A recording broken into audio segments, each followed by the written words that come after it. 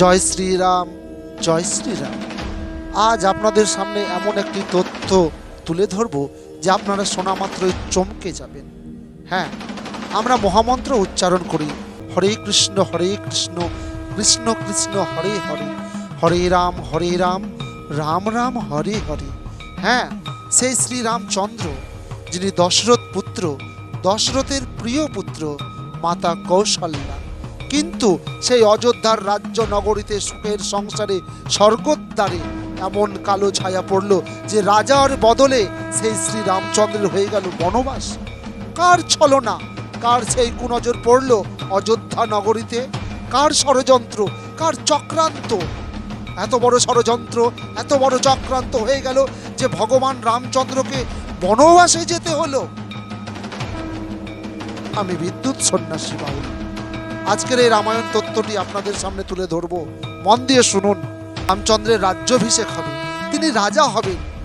অযোধ্যায় আনন্দের সীমা নেই, দিকে দিকে পুষ্প ফুটে উঠেছে, রমণীরা সেজে উঠেছেন, চারিদিকে কত আনন্দের বাতাস বইছে, স্নিগ্ধ সমীরণে পুষ্পরা মাঠে খেলছে, প্রজাপতি উড়ছে। এমন সময় মন্থরা কৌকেয়ীকে মন্ত্র দিলেন, কুমন্ত্রণা দিলেন। কি বললেন? ওরে কইকেয়ী, কদিন পরে রামচন্দ্র রাজা হয়ে যাবে, তাকে থামা, তাকে থামা। তুই তো সৎমা, তুই তো নিজের মা নস। ওরে কৌকেয়ী, তুই ভালো করে শোন আমার কথা। এ কি সর্বনাশ হতে চলেছে। রাম যদি রাজা হয়, রাম যদি সিংহাসনে বসে, তোকে দুদিন পরে ঘাড় ধাক্কা দিয়ে বাড়ি থেকে বের করে দেবে। তার আগেই তুই থামা, তুই বন্ধ কর এইসব মহোৎসব। আমার একটুকু ভালো লাগছে না, আমার একটুকু ভালো লাগছে না। তোর কপালে খুব খারাপ আছে। তোর নিজের ছেলে ভরত থাকতে রাম হবে রাজা? ছি ছি ছি, কি বলছো মন্ত্রা? রাম তো আমারও ছেলে, আমিও তো তার মা, সে তো আমার সন্তান, আমারও প্রিয় সন্তান। হ্যাঁ, কৌকেয়ী, তোর সৎ ছেলে, তোর সতীনের ছেলে এখন ভালোবাসছে, রাজা হয়ে যাওয়ার পর তোকে এই অযোধ্যা নগরী থেকে না বের করে দেয়। তাই আমি আগে থেকেই বলছি, আমি মন্থরা, আমার কথা ভালো করে শোন। তুই দশরথকে থামা, তুই থামিয়ে তোর ছেলের জন্য সিংহাসন চেয়ে নে, নাহলে তোর কপালে ঝাঁটা আছে বলে দিলাম। তাহলে তাহলে কি করব? কি করবি মানে? চারিদিকে যখন ঝলমল করবে, চারিদিকে যখন রাজ্য সেজে উঠবে, অযোধ্যা নগরী সেজে উঠবে নৃত্য গীতে, তুই তখন রাগ করে, অভিমান করে ঘরের দরজা বন্ধ করে আলো নিভিয়ে বসে থাকবি, কান্নাকাটি করবি। বুঝতে পারলি তো? কান্নাকাটি করবি। তখন রাজা দশরথ তোকে এসে জিজ্ঞাসা করবে, অমনি তুই তোর দাবি মতন চেয়ে বসবি। তোর যখনই দাবি পূরণ হয়ে যাবে, তখন তুই আর তোর নাটক করার দরকার। বুঝতে পারলি তো? তাই করলেন কৌকেয়ী। ঘরের দরজা বন্ধ করে কান্নাকাটি করছেন। দশরথ এলেন। কি হয়েছে, কি হয়েছে মহারানী তোমার? আমার কি হয়েছে? আমার কি হয়েছে জানতে হলে তোমাকে দুটো শর্ত আছে, সেই শর্ত দুটো মেনে নিতে হবে। কি বলো? তোমার মনে আছে, তোমার আমি দুইবার প্রাণ বাঁচিয়েছিলাম। তুমি আমাকে বলেছিলে যে তুমি এই কর্মের জন্য দুটো বর চেয়ে নাও। আমি কিন্তু সেদিন নিইনি। আজ আমি দুটো বর চাইছি, আপনাকে দিতে হবে মহারাজ। বলো কৌকেয়ী, বলো, আমি তো দেওয়ার জন্য প্রস্তুত। তুমি বলো কি বর চাও? প্রথম বর হচ্ছেন রামচন্দ্রকে 14 বছর বনবাসে পাঠাতে হবে। না, এই ধরনের মন্তব্য তুমি করতে পারো না।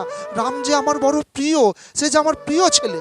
মহারাজ, আপনি কিন্তু আমাকে কথা দিয়েছেন, আপনি কথা রাখবেন। আর দ্বিতীয় বর হচ্ছে, ওই সিংহাসনে রাজা হিসেবে বসবে আমার ছেলে ভরত, আমার সন্তান হবে রাজা। কি বর প্রার্থনা করলে কইকেয়ী? তুমি অন্য কিছু চাইতে পারতে, কিন্তু রাম যে আমার বড় সন্তান, সে যে সকলের আদরণীয়, পূজনীয়।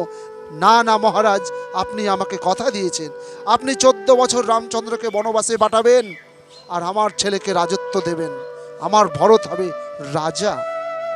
বেশ, কথা যখন দিয়েছি তাই হবে। রামচন্দ্র এলেন, পিতার সামনে দাঁড়ালেন, পূজনীয় পিতাকে প্রণাম করে বললেন, বলুন পিতা। চোখের জলে দুঃখে দুমড়ে মুচড়ে ভেঙে পড়লেন রাজা দশরথ।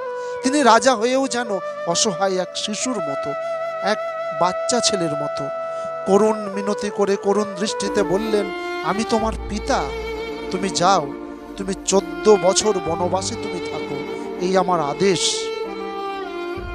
দশরথ বাকরুদ্ধ হয়ে গেলেন, অবাক হয়ে গেলেন, কি করলেন, এত বড় সর্বনাশ।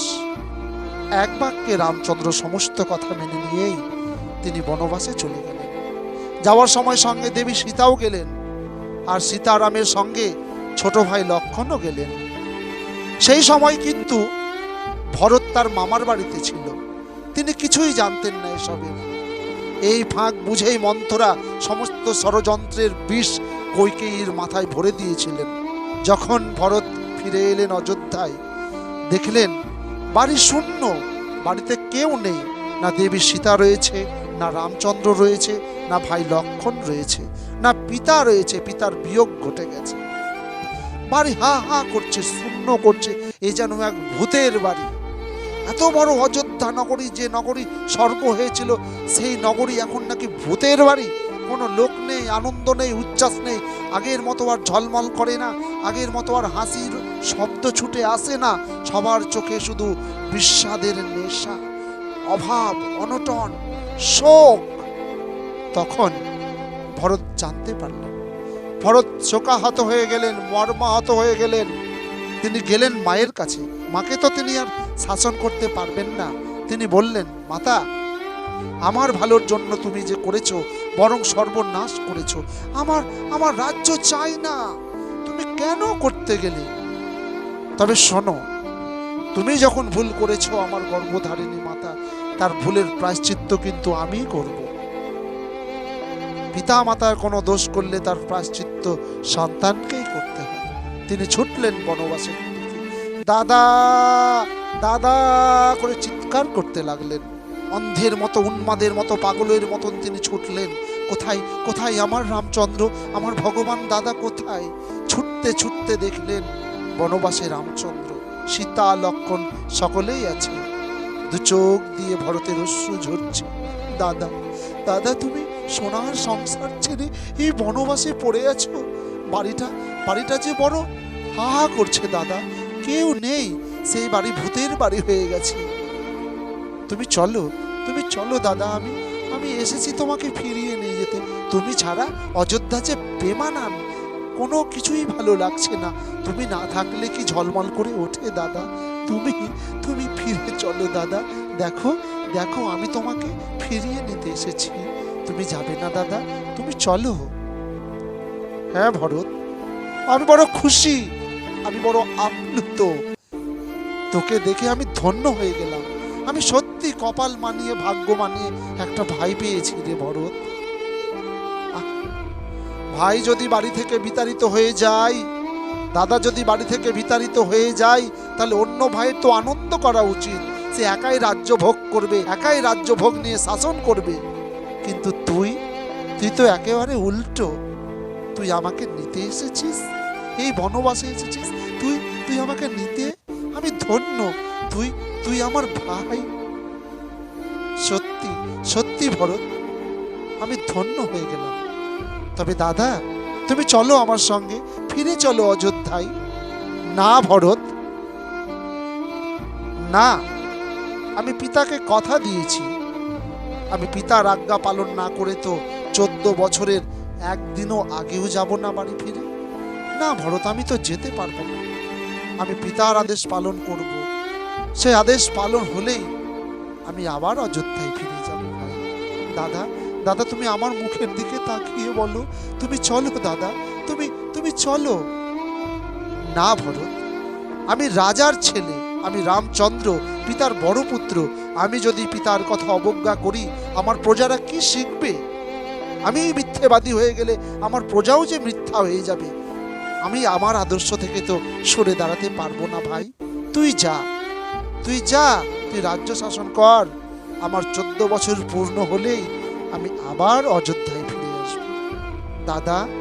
দাদা, তুমি যখন যাবে না, দেখো তোমার পাদুকা দুটো আমি বক্ষে জড়িয়ে ধরে এনেছি। তুমি আশীর্বাদ করো দাদা। আমি ওই সিংহাসনে বসবো না, তোমার ওই সিংহাসনে তোমার পাদুকা চরণ দুটি থাকবে, আর আমি মাটিতে বসে থাকব। তোমার হয়ে আমি দেখাশোনা করব দাদা। যেদিন তুমি আসবে তোমার চরণতলে আমি মস্তক নত করব। বেশ, তুই তাই কর ভাই, তুই ফিরে যা। আমাদের সময় হলেই আমরা আবার ফিরে আসব অযোধ্যায়। বহু বছর কেটে গেল। দেখতে দেখতে 14টা বছর ভরত অধীর আগ্রহে বসে আছেন। দাদা ফিরবেন, বৌদি ফিরবেন, লক্ষ্মণ ফিরবে। আগের মতো আবার যেন অযোধ্যা ঝলমল করে। সাজো সাজো রব চারিদিকে পুষ্প দিয়ে সজ্জিত করে রেখেছেন। রাম, সীতা, লক্ষ্মণ ফিরে যাচ্ছেন অযোধ্যায়। চোখে জল বইছে, অশ্রু জল, আনন্দের অশ্রু জল। গিয়ে দেখলেন, সাদরে সম্ভাষণ করে বরণ করে নিলেন রাম, সীতা, লক্ষ্মণকে। অযোধ্যা নগরী আবার খুশিতে ভরে উঠল। রাজরানী হলো মা সীতা, রাজা হলেন রামচন্দ্র। তখন বললেন, হ্যাঁ রে ভাই, তুই তুই এত সুন্দর, এত মধুর ভাই, তোর মতো ভাই যেন জগতের ঘরে ঘরে জন্মায়। তুই আমার ধন্য করে দিলি ভরত, তুই আমাকে ধন্য করে দিলি। তখন ভরত দু চোখের জল কাঁদতে কাঁদতে বলছে, দাদা দাদা, এই জন্মে তো আমি কতটুকু তোমাকে পেলাম, কিন্তু পরের জন্মে যদি আমি জন্মাই, তুমি আমাকে চিনতে যেন পারো দাদা। আর আমি তোমার ভাই নয়, আমি যেন তোমার বন্ধুরূপে জন্মাই, সখা রূপে জন্মাই, আর আমি যেন তোমার প্রাণ ভরে সেবা করতে পারি, তোমার চরণ দুটির সেবা করতে পারি। যদি ভালো লেগে থাকে চ্যানেলটি অবশ্যই সাবস্ক্রাইব করবেন।